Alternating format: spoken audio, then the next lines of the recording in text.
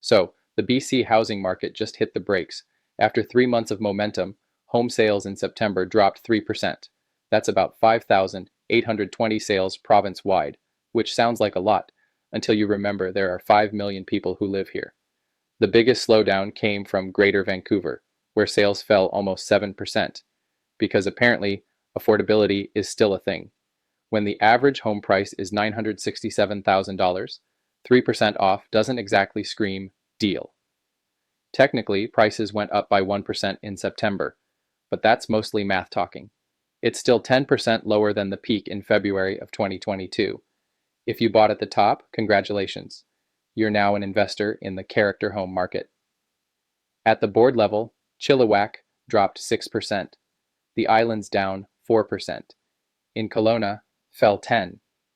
The only people still smiling are in the Kelowna, and that's probably just the wine. The sales to new listing ratio is sitting at 42.5%, basically a polite way of saying almost a buyer's market. Sellers are waiting. Buyers are waiting. Everyone's waiting for the Bank of Canada to keep cutting rates so we can all pretend things are getting better. Meanwhile, manufacturing sales are somehow holding steady, $5.4 billion in August.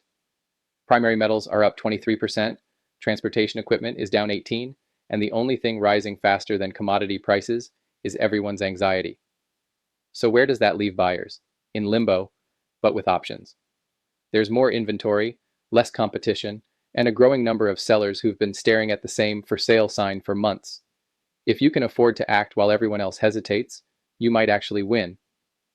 If you're a buyer trying to make sense of the slowdown and want to know how to spot value in a me market, watch my instant buyer seminar in the Stand Store, because in BC the only thing slower than sales is government housing policy.